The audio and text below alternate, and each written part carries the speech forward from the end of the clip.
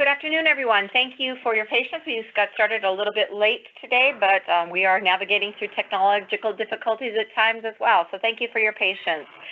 Today's update for April 22 core messaging. Just wanted to provide some brief updates to you today as we begin to settle into this new phase of implementation and a cadence and routine. So some important information from Child Nutrition to begin with today. The Child Nutrition Office met with some of our food service directors from North Dakota's larger districts yesterday. 7 districts were represented, and on average, these districts combined are serving more than 11,000 breakfasts and lunches each day. That's incredible. So these districts combined are serving more than 11,000 breakfasts and lunches each day. I think it's a huge testimony to all the work that they do. And recently, Google honored our food service directors with their homepage last week, as did Time Magazine a couple weeks ago. So they are receiving some of the well-deserved appreciation and notoriety that they've earned for many years. Several districts are planning to start serving weekend meals starting this Friday. The meals for Saturday and Sunday will be distributed with the Friday meals. And most of the districts plan to continue to serve meals into the summer if USDA extends the current COVID waivers for non-congregate meals, area eligibility requirements, and those mealtime restrictions. So if the USDA would extend the COVID waivers to those 3 areas, most of our school districts would continue to serve those meals. The availability of these waivers into summer is currently not certain, but we will continue to work with that with our fellow states. The Child Nutrition Office is also waiting for further guidance from USDA. The large district food service directors also raised a number of concerns that we wanted you all to know that we are aware of and will continue to seek answers for. First, when classes return to school buildings, social distancing practices such as serving meals in the classroom or continued service of grab-and-go meals. Will this impact the food items that are purchased and served? So those questions are, should they still continue the social distancing practices? Will they continue to be grab-and-go? And that certainly is a good question to ask as they work with the supply chain providers for what food items they plan to purchase beginning this fall. The directors are in the process of developing these menus and bidding food contracts with a value of over $1 million in some cases.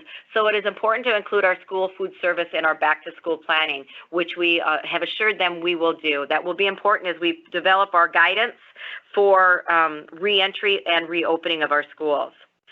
Second, large school district food service programs are also self-funding. The school food service funds, in most cases, are paying the salaries of all food service personnel, even if they are not working. So even though the districts are serving meals for which they are reimbursed from USDA, the amount of revenue coming in is significantly less than a normal year. This is draining the food service accounts, leaving little or no reserve to implement new social distance food service operations, which could require new equipment and supplies, extended meal times, and more staff. So as school districts consider what their budget items might be for the COVID CARES Act funds, districts may be receiving, they should consider using this to support some of the costs that the closure has caused to support the school food service operations. So thank you to Linda Schler for having that call with our larger school district food service programs and for sharing that information with me to share with all of you. Wanted to update you on our resource operations. When Team NDPI transitioned from the support and TA for developing of distance learning, we transitioned and pivoted to our main mission and goal of providing resources not only on our North Dakota Commons OER, but also providing resources that did not fit the OER Commons for North Dakota website, but were very important and very helpful to the operations of teaching and learning for our students, teachers, and families. Thus far, we have looked at a total of 200 resources, and we have 52 more in progress. We plan to go live with this website by the end of the week. We are just continuing our collaboration with EduTech, the Educational Technology Services arm of North Dakota Information Technology Department, and we will get that up ready to go live by the end of this week. Lori Matzke, Assistant Matzke, had a call yesterday with Council of Chief State School Officers, Peter Zamora, gave an overview of some front funding opportunities versus the reimbursement funding method, and we looked at different ways that we might be able to deliver out these dollars as quickly, efficiently, and as bureaucratically painlessly as we possibly can. All these states are looking forward to a call that we will be having tomorrow with the U.S. Department of Education as we anticipate the guidelines for the $33.3 million in K-12 CARES Act funding application to be released tomorrow to states. So stay tuned for more information on that. Our family engagement team, that core team, continues to meet daily. We are prioritizing the family school partnership as one of our priority pillars, not only through this COVID event, but into recovery and after, as we rise again, as we phoenix public education to become a new definition of that partnership between home and school. Happy to announce that our North Dakota Family Engagement Facebook group page is growing and is now up to nearly 400 members. So thank you all for sharing that out. Please continue to share. Many great resources. Q&A have been occurring among family members as we work through this together. The core team is meeting with EduTech to talk about assistance and resources. Special education, they had a call today with special education directors, and there will be a call scheduled tomorrow morning with our special education director, Jerry Tevens, and her team, and the parent support and advocacy groups.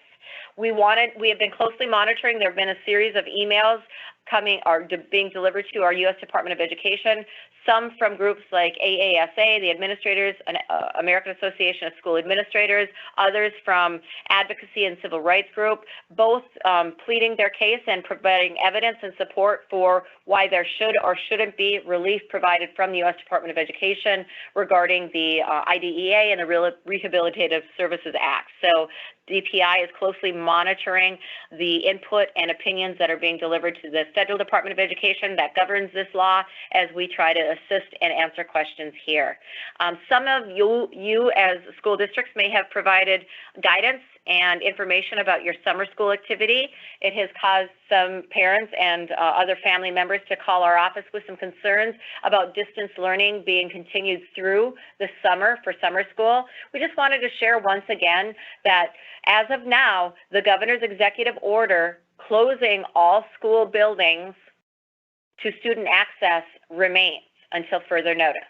So the governor is the only one that can lift that executive order and lift the restricted access of our school buildings and open them up to student services.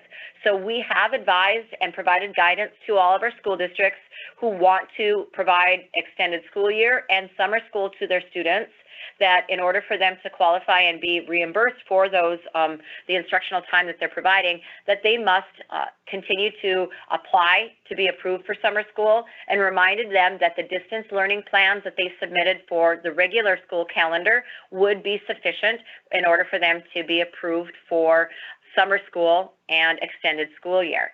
If in the event the governor does amend his executive order or let that executive order expire relating to access to our school districts, we have informed all of our school districts that we are happy and eager to work with them to amend any of their plans, their summer school plans or extended school year plans, to meet their needs if they so choose to transition from a distance learning plan to a face-to-face plan.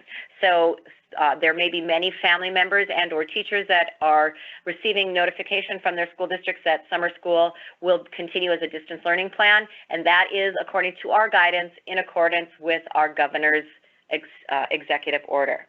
So that concludes my updates for the COVID-related events today. But I also want to just once again share with you that we've extended our Teacher of the Year application deadline to May 8th. As you know, it's our goal to have a Teacher of the Year representing all 53 of our counties having a Teacher of the Year from that county. Thus far, we have a way to go. We have 22 applicants representing 16 of our 53 counties. So 22 applicants representing 16 of our 53 counties. Those counties are McKenzie, McHenry, Stark, Montreal, Cass, Foster, Burley, Nelson, Grand Forks, Morton, Stutzman, Richland, Adams, McLean, Ward, and Barnes. Again, 16 counties. If you did not hear your county name listed in that list, I know that you have a great teacher in your county, so please consider nominating someone from your county or applying yourself. The application have been simplified and streamlined for this first round, hoping to get a great teacher from every one of our great counties in this great state represented. Again, the counties that we have representation from: McKenzie, McHenry, Stark, Montreal, Cass, Foster, Burley, Nelson, Grand Forks, Morton, Stutzman, Richland, Adams, McLean, Ward, and Barnes. So for all of you other counties out there, please consider who you might nominate or how you might apply yourself. It is our desire to have a teacher from every county in North Dakota. Thank you so much. You have a wonderful afternoon, and be sure to tune in to the Governor's Press Conference that begins at 3:30 p.m. Thank you.